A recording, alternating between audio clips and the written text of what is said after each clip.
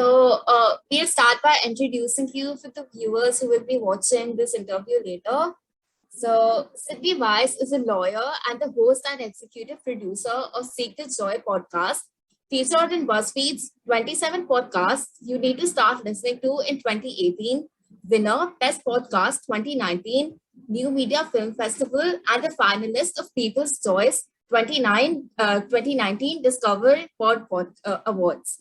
Seek the Joy podcast is a go-to podcast for heartfelt storytelling and conversations on all things self-love, joy, connection, wellness, empowerment, and spirituality.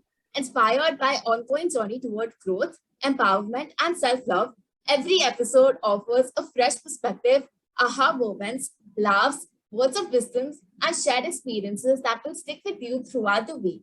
Since its launch, Seek the Joy has been met with excitement and praise with hundreds of thousands of downloads in over 60 countries. In 2020, Sydney launched Stories of Inspiring Joy, a new space dedicated to sharing our stories in your own words. This is real power in storytelling, and when we come together around a shared love, loss, laughter, joy, and vulnerability, we build connection, create inspiration, and come together in the community. We all have a story to share and a voice that is meant to be heard, and we want to share, and we want it to be shared with everyone. So this was how we introduce you, but we would like you to introduce yourself in your own words and share your passions with us, and also perhaps talk about the experiences that compelled you to your podcast, Seek the Joy. Wow. Well, thank you. Thank you both so much for having me, and to everybody that is tuning in. Thank you for pressing play and listening to this conversation. And thank you for the introduction. Like you said, I'm a lawyer. I'm also the producer and founder of Seek the Joy podcast and our sister podcast, Stories of Inspiring Joy. And I started Seek the Joy back in 2017. And that was a time in my life where I was just faced with a lot of uncertainty. I didn't really know who I was. I didn't really know what I wanted to do with my life or how I wanted to try and contribute to the world, I think in my own small way. And I had graduated from law school the year before. And when I graduated from law school, I had like this slew of health issues from shingles, which is like something we don't necessarily think we're going to get in our early 20s, to appendicitis. And by the time I sat and studied for the California bar exam the first time and I didn't pass, I was really down on myself. And it was in my life, and it was a moment of I could do one of two things. I could either sit and reflect and figure out who I wanted to be and how I wanted to change, or I could just kind of wallow in it. And I did both. And I wallowed in it until I decided, okay, it's time to move forward. And that's what I did. And I spent the next 9-10 months really working on myself, changing how I spoke to myself, how I wanted to be in the world, really focused on my health and my own well-being, and also studied for the bar exam a second time. And by the time I sat for the California bar the second time, I was a totally different person. I even changed how I approached that exam. The first time I was in such deep fear of it. I was like, there's no way I can do this. And then by the second time, I had sort of this like Superman, Superwoman pose of like, I'm going to conquer it. It's not going to conquer me. I can do this. And I really decided I wanted to connect with other people who had similar stories or experiences, or just wanted to have a conversation and be vulnerable. And so one day I just had like this burst of inspiration, and I decided to start the podcast. And it sort of became its own thing. Like within the first 3 months, more and more people kept finding it. I started off by just talking to my friends because I was too afraid to reach out to strangers and say, hi, you're super inspiring. Would you want to come on my podcast? It felt so weird to me. And then slowly over time, I gained more confidence and just was really excited to connect with people who I didn't know. And the podcast just sort of grew, and I passed the bar and I became a lawyer. And so my journey of being a lawyer and also having this podcast and this platform have really existed parallel to one another. And I just cannot imagine my life and my own growth without either. Definitely. I think, first of all, congratulations on becoming a lawyer. That's like a very impressive feat in itself. Thank you. And it's like so inspiring to see like how you actually grew from the challenges that were thrown your way and converted into something transferable, and it actually impacted others as well. I think it just shows like how you took up that challenge and then used it to solve other challenges in the world. That's very, very inspiring. And also I something appreciate it. to Thank you. mention is, yeah, something to mention is that the podcast is a one woman show that you solely host. That's another huge feat. So I was wondering, what challenges have you faced while hosting Seek the Joy, and how did you overcome them along the way? I think that's such a good question because it's something I'm continuing to try and figure out. So I'm almost 5 years into doing the podcast. It'll be 5 years in October of this year. And you're correct in saying it is a one-woman show. I reach out to guests, I schedule them, I do the prep work, the recording, the editing, the social media, the graphics, the marketing, the whole thing. And it is quite a lot of work. And I think one of my biggest challenges has been balancing my own excitement, motivation, and drive to share these conversations and have them, balancing it with my full-time job and balancing it with my own self-care, which is really difficult. I think something that we don't talk enough about is even when you love what you do, and even when it is really exciting to you, it is also really draining. It also takes up a lot of time. And so learning how to do all of these things at the same time and also take good care of myself has been an ongoing challenge in and of itself. And it's something I like to talk a lot about on the podcast when I can with the guests that come on is how do you continue to do what you do and take care of yourself? And it's so interesting because nobody that I speak to exists under this facade of like, oh, I can balance it all. I think we try and say we can, but we can't. And so what I've learned to do is the way I think about it is I have all of these buckets. I have myself, my friends, my family, my job, my podcast, things I like to do for fun, things I know I have to do to take care of myself, things I need to do around the house, all these things, all these different buckets. And every day it's a challenge of how much do I put in this bucket and this bucket? Do I take from this bucket and put it into another? It's a constant give and take with myself. And so I think that has been, quite frankly, the biggest challenge of doing this all by myself and recognizing when I need a break, recognizing when I'm burnt out, recognizing when something isn't fun anymore and taking a step back and figuring out how can I make it fun for myself again. Often when something is no longer fun for me, it's because I put too much pressure on myself and I've attached myself way too much to an outcome of how many people are listening, how many people is it reaching, is the podcast, for example, doing what it is that I would like for it to do. And when I put too much pressure on that, then it's not fun anymore. But when I go back to the mission of it for me, which is really to connect with others, to share stories, to remind one another that we're not alone in what we're experiencing. When I go back to the mission and the impact and the reason why I do it in the first place, that's really when it becomes fun again. End of my sentence. Kangsha, over to you. So, firstly, I think it's amazing how you've kept the podcast going on for like 5 years without like a proper team to manage everything. I think that's a remarkable achievement. And also, you've been working as an entertainment lawyer. And you've been like talking to a lot of people on a podcast. So, what are your opinions regarding the role of media and women empowerment?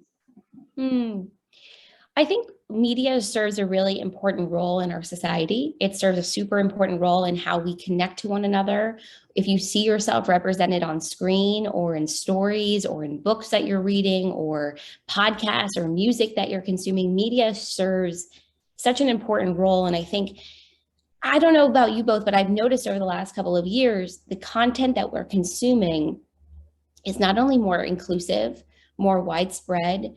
We're talking about important stories that go beyond what we've been seeing in movies and TV and film in the last probably 50, 60 years. And so I think the role of media is so far reaching. And that's something that I focused on a lot in the podcast is how can I share different perspectives, different points of view? How can I touch on topics that maybe we're not talking a lot about or topics that are super important that maybe there's a different perspective that we can share.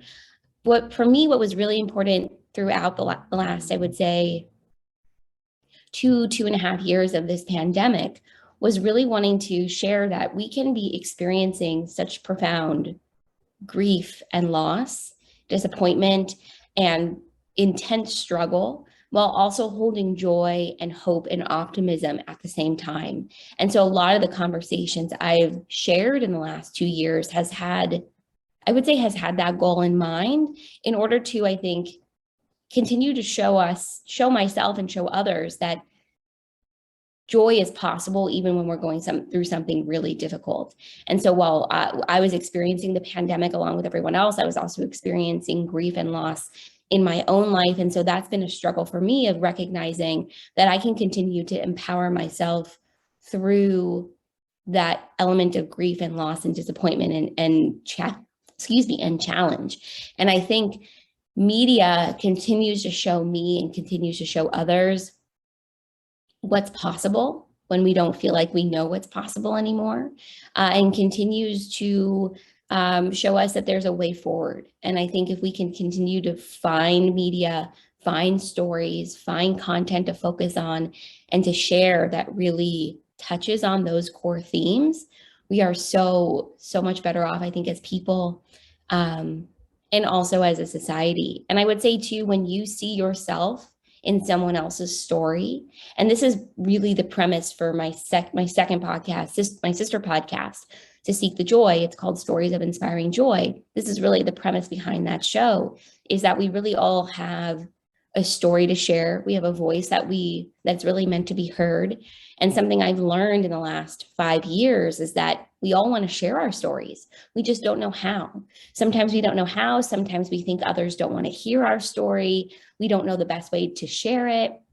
But the truth is the moment that you share your story or an aspect of your story, it really, I think, gives someone else the permission to do the same or to see what's possible for them or to empower.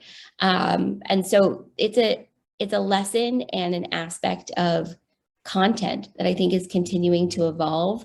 And I just think it's been so wonderful to be part of it in my own small way. I think it was wonderful how you put like all the emotions, the self-esteem emotions, even the emotions of grief, of loss that all of us, the whole world collectively went through during the COVID-19 pandemic.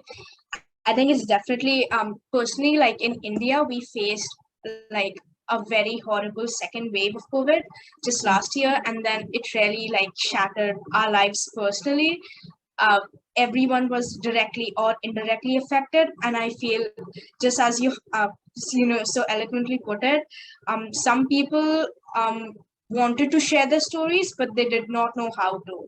And I think it's more profound for teenagers, people of my and Akanksha's age. We do, especially as we're going through adolescence, through puberty, we are still trying to figure out our emotions, and then we automatically like develop this low self-esteem due to the toxicity surrounding the media, like on social media and other platforms. So I was wondering what's your opinion on how to make these platforms a place to harness self-love, as this is the main mode of communication, around the world? You just touched on something that I think is so important.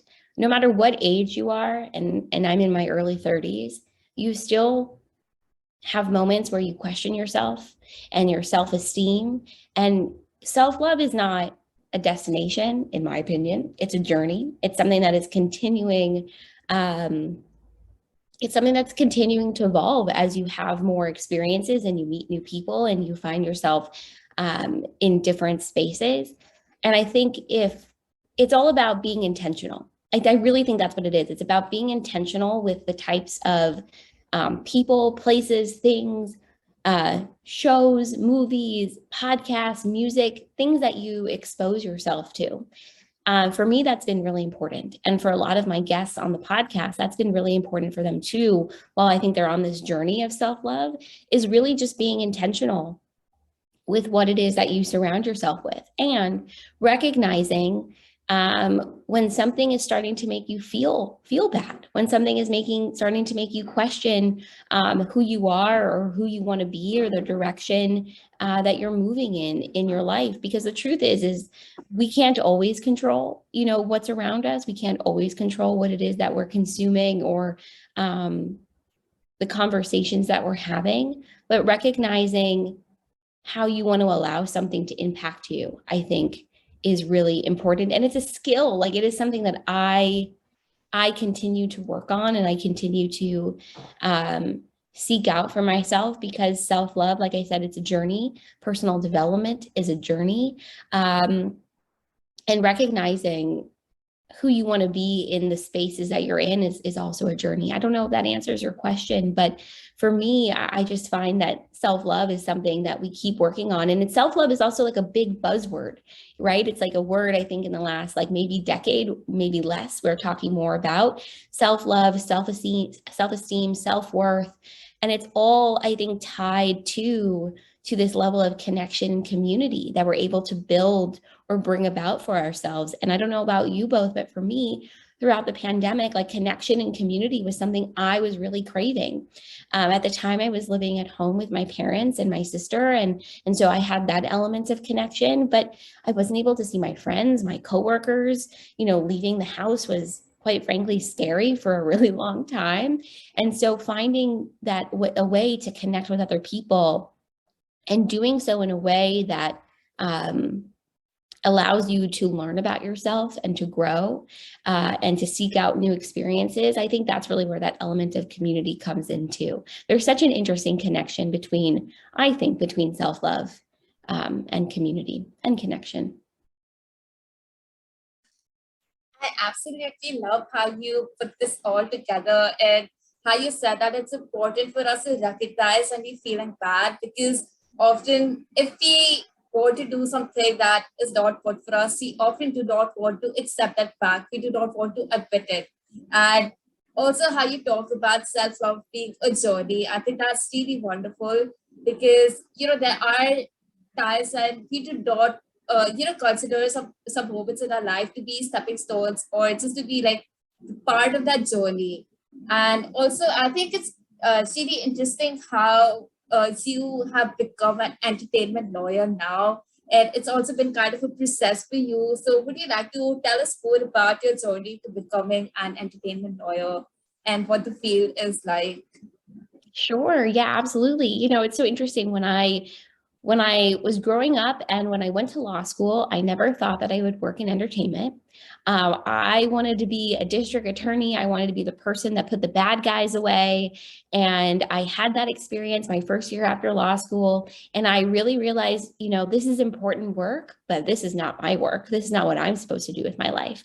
And to be very honest with both of you and everybody that's listening, that was like a very scary realization, to think I had this dream like my whole life of what I wanted to do. And then to wake up one day and go, oh, never mind. This is not it. This is not what I'm supposed to do. And so I really took some time during my second year of law school to think about what it is that I really enjoy. What is it that I'm passionate about? And there were two themes that came up. One was media and entertainment and sharing stories and being part of a world where we create really intentional content that could inspire others or change or be part of the change in moving the narrative in our culture. And the other theme that came up was sustainability, climate change, working in the environmental space to really have that sort of impact on our world. And so I spent the next 2-3 years really exploring both and really exploring what would be exciting for me. And I was still trying to figure out like which direction I was going to go in. I was working for an environmental consulting firm. I had this wonderful experience working for Al Gore's Live Earth Road to Paris, which was an offshoot of the Climate Reality Project at the time.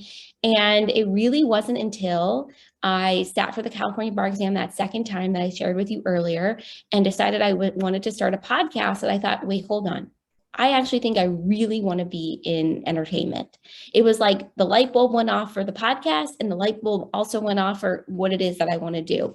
And so to be really honest with both of you, it took about a year for me to find a role and find my place in this industry. It took a lot of emails, phone calls, a lot of reaching out to strangers saying, hi, this is me. This is really what I want to do. And to be honest, you get a lot of people who don't respond, and then you get a lot of people that do. And for me, it's been an incredible lesson of just being diligent and continuing to just reach out and introduce yourself and try and get yourself in front of people.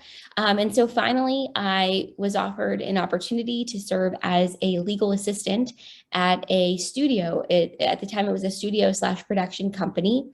And for a lot of lawyers, that's how you start. You start off as a lawyer functioning as an assistant to another lawyer, and you learn about the industry and you grow and you have opportunities, I think, to really see how it all works, really, because it is quite like an interesting machine, how everything comes together. And I did that for about a year and a half. And then I was promoted, and then I was promoted again. And so now I work on a lot of the deals that you see for television shows, from director deals, producer deals, writer deals, actor deals. It's really an interesting and fun job.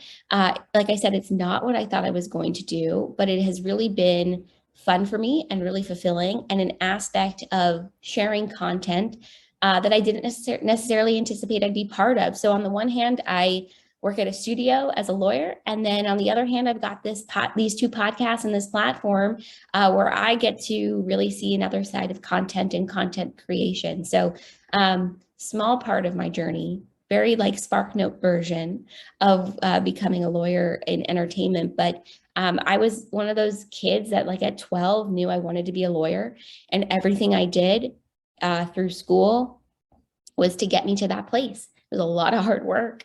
4 years of undergrad, 3 years of law school, sitting for the bar exam twice, which is, like I shared, just a huge part of my journey. And it's been a ride. It's been quite a ride for sure.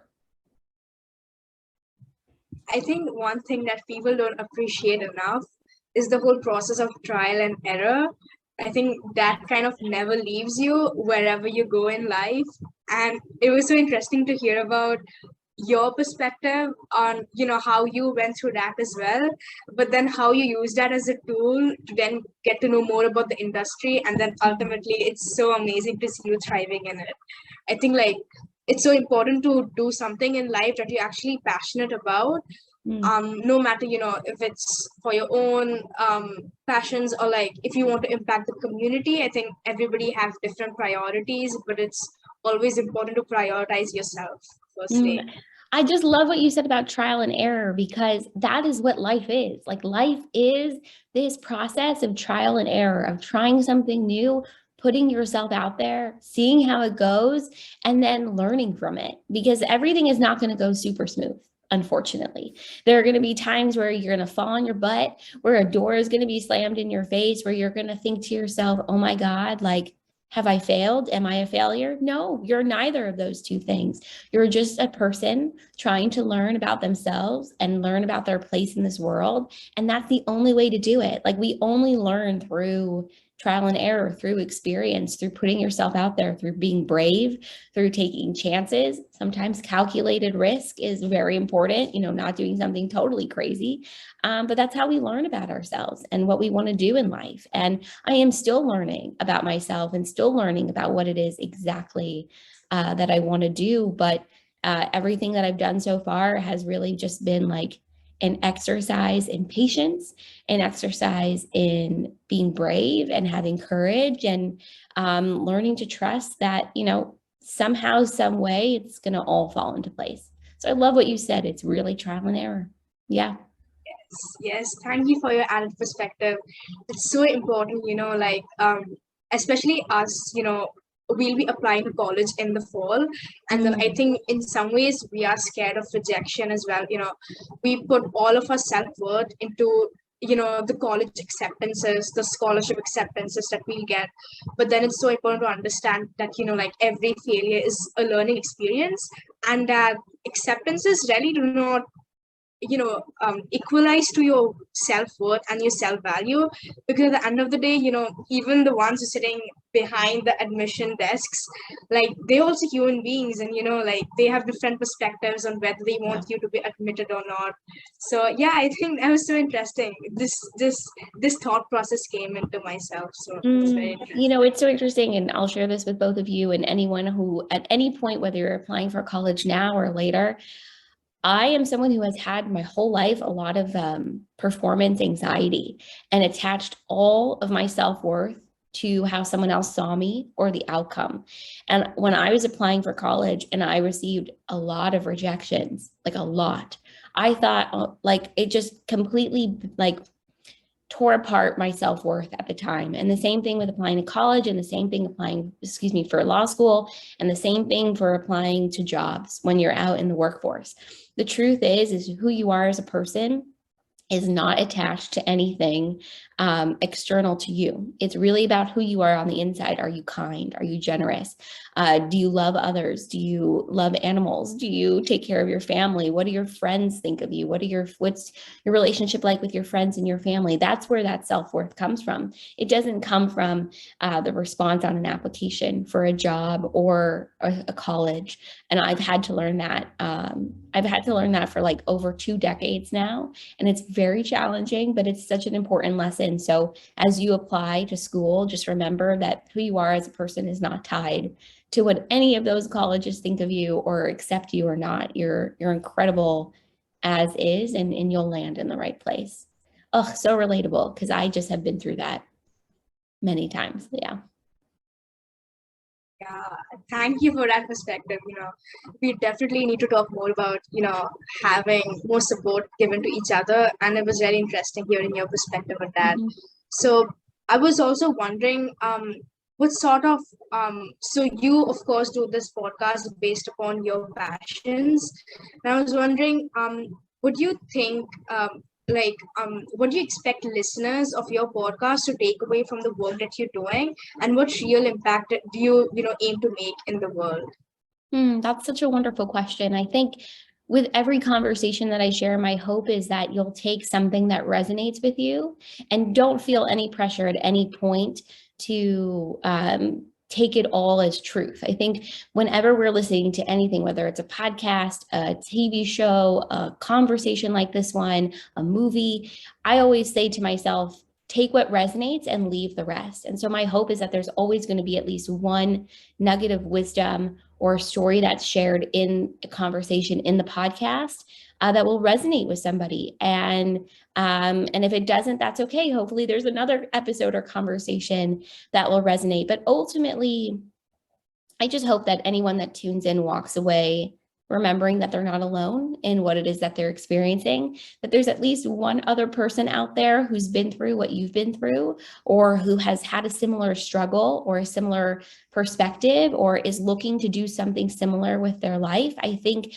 often, and I think especially in the world of social media and technology, that it's very easy to feel isolated and alone, and to not have someone else out there that you can connect with, who's been through what you've been through. And so that's just always been my biggest hope, is that you walk away just remembering you're not alone. Because I think when we're going through the hardest times in our lives, that's often when we feel the most alone. So my hope is that the podcast over the last 5 years has served as something that, someone can hold on to and go back to and find some comfort in. Yeah. I think I can relate to when you say that you hope that other people realize that we're not the only ones going through the hard times, because often when we at rock bottom, we feel like, we're the only ones who are going through this, but then that is not always true. And when we learn about that someone else is experiencing the same hardships as you, is that you feel empowered, because you can see that if they have been through this, you can go through this as well, and you can overcome this as well.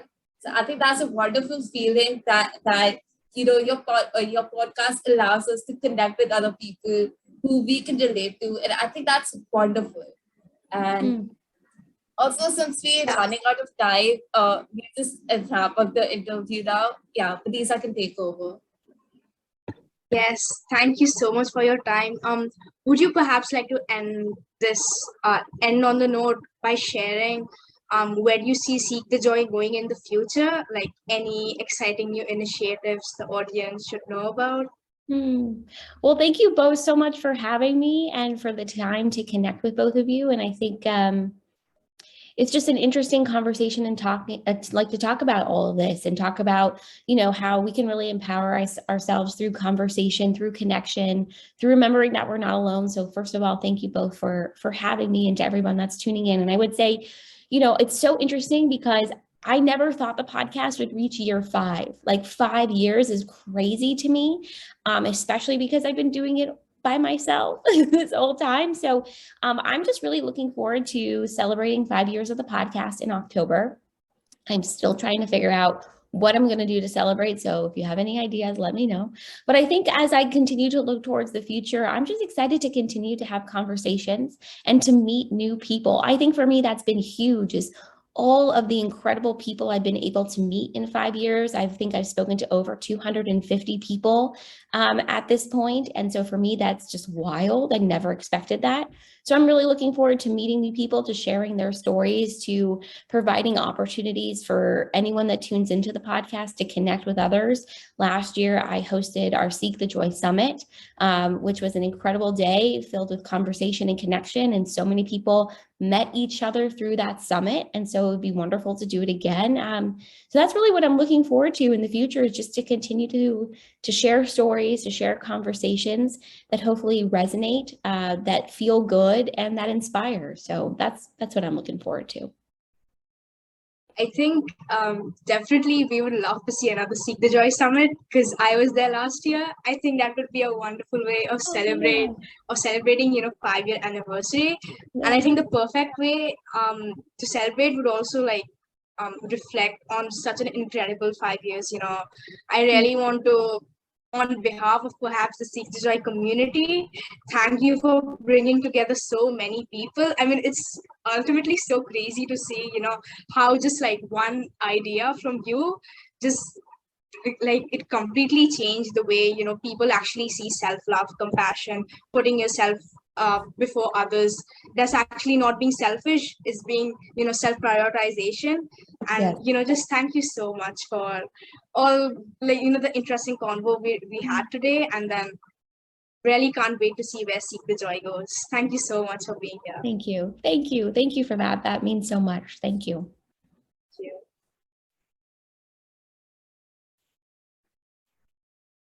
Wait, I'll end this.